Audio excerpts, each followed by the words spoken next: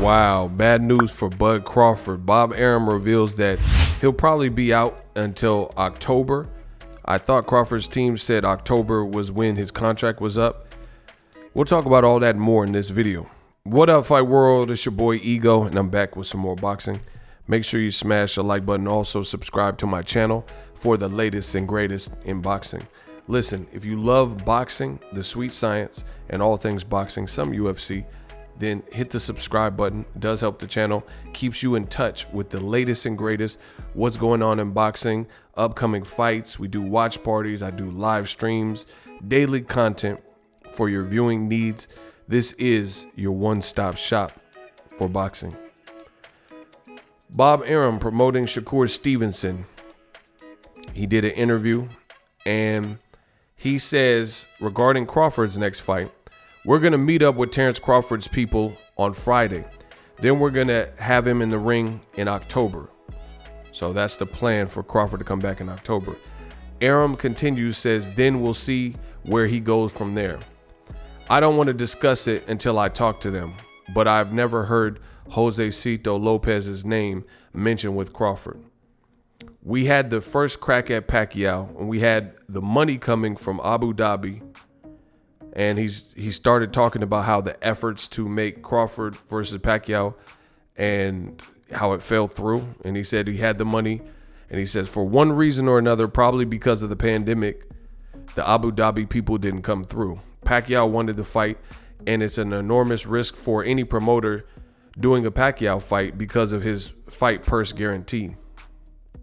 Right? He says that they don't understand the situation. This is a business. Could I have gotten Terence Crawford to fight against Manny Pacquiao? Of course. But I'm not in the business to lose millions of dollars. When we estimated that Pacquiao versus Crawford and what it would do, our figures showed that it would be a substantial loss. I respect other promoters who run figures as well, and they show there's an opportunity for a profit. That's the way business is. It's not to say one is wrong and one is right. If PBC, whatever they're spending on the fight, is able to make a profit, great for them. But I think the risks are much too great.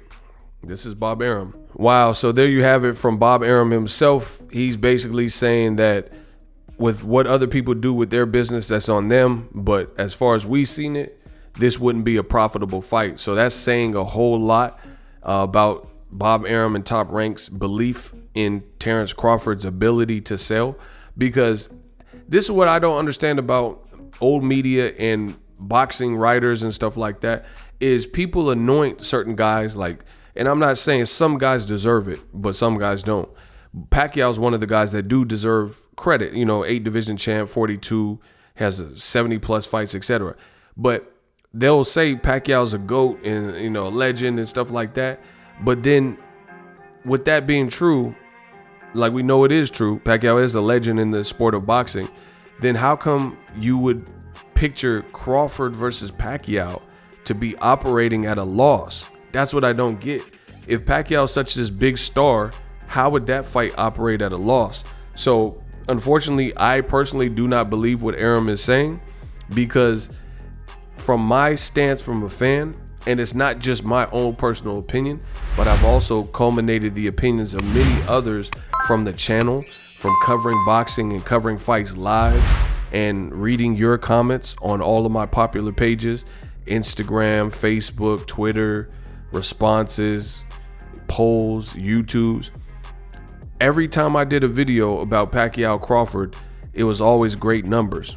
People were interested in the conversation.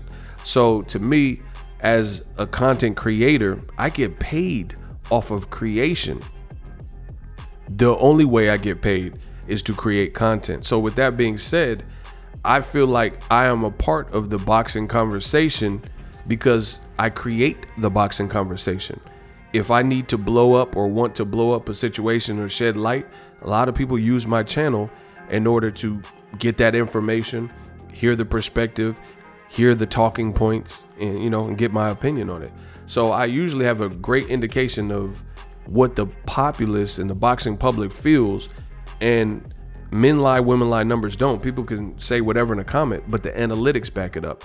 You could type in Crawford Pacquiao Boxingego, and you could look at some of my past work and look at the numbers, you know, and especially wherever I was at that particular time, I had less subscribers than I do today, and it was still generating numbers, and I still get paid off of those videos.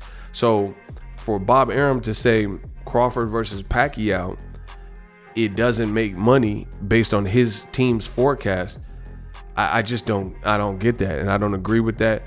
I don't know what type of numbers they're looking at, but at the end of the day, you know, how is this going to be a surviving method from Top Rank if you only have the ability to substantially pay one person and the dance partner is never on the same echelon of pay? Do you see what I'm saying? I don't see how that's going to work, because Pacquiao, okay, if he's the A side, then that means you can only choose a B side who's going to substantially get less pay.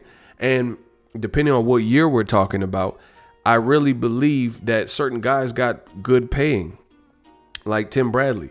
He made good money when he fought Pacquiao. So who's to say that at those times, during those years, Crawford wouldn't have fought for the same thing or similar? And you can easily do that fight on a pay-per-view, which would produce back-end money. Top Rank and Bob Arum put Pacquiao versus Jessie Vargas for a title, and they put that on pay-per-view. And then they helmed the whole pay-per-view because HBO already had Ward Kovalev and didn't want to accept that fight because they didn't think like Bob Arum saying, that's one of the decisions that HBO at the time made, because they're like, nah, we got Ward Kovalev. We're not going to put two pay-per-views on at the same month. You could take a hike, you know? And HBO opted to go with Ward Kovalev, and Bob Arum had to produce the show himself, and he did it. So if you're able to do that for Jessie Vargas and pay him probably good money, then why couldn't you do that for Terence Crawford all these years? You know, so this looks extremely bad, as I've been telling you, for Terence Crawford. Another thing he said was super interesting is he said Crawford's coming back in October. We're going to meet with him next week.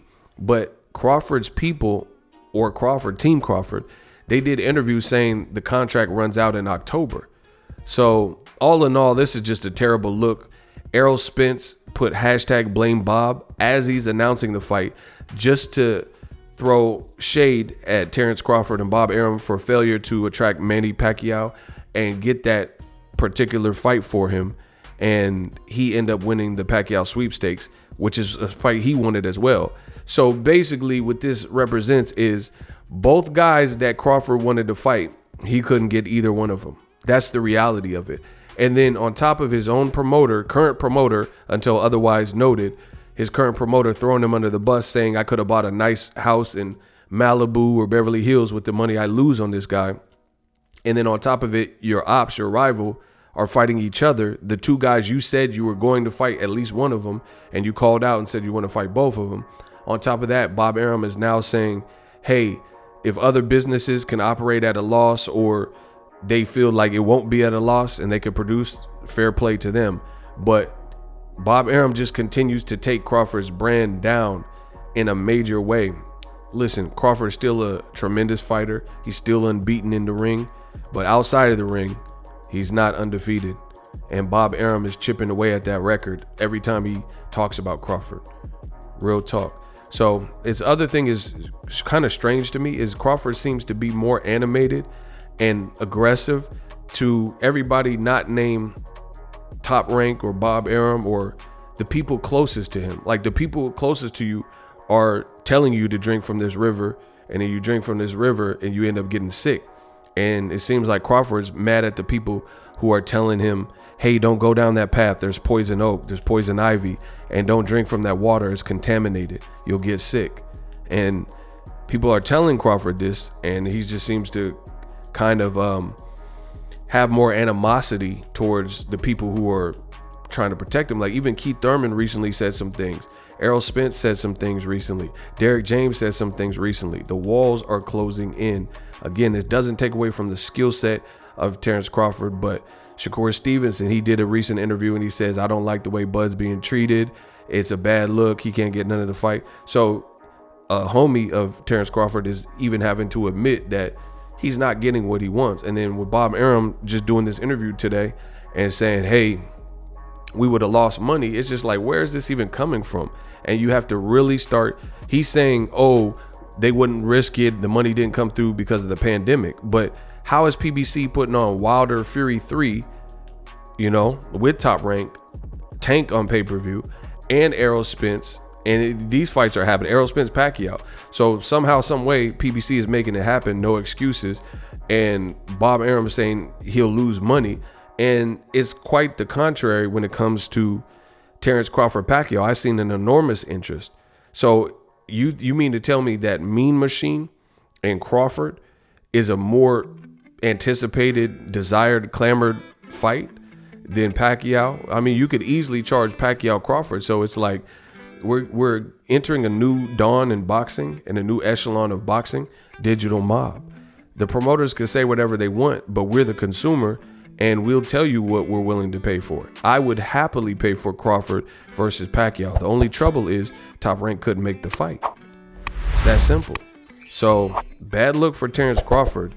I mean, literally both of the guys he wanted to fight are fighting each other, and then your promoter continues to do these interviews and say, like, you couldn't outweigh the risk. Like, we could have gave you the fight, but we'd rather give it to Jeff Horn in Australia. That's bad. How did Jeff Horn, he had like 15 fights. How did he get home court advantage in Australia and get the Pacquiao fight before Bud Crawford?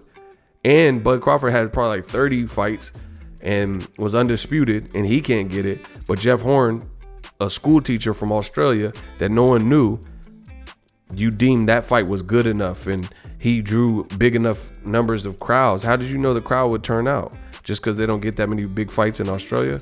I guess. But drop your thoughts in the comment section. Use my link to get TubeBuddy, an awesome way to level up your content, make more money on the platform, make your videos more discoverable, and tighten up. I've been using it for years. You could use it too. Drop your thoughts in the comment section. Let me know how I did. Use my link for TubeBuddy, ESPN Plus in the comment section. I promise 2021 we're working. Peace.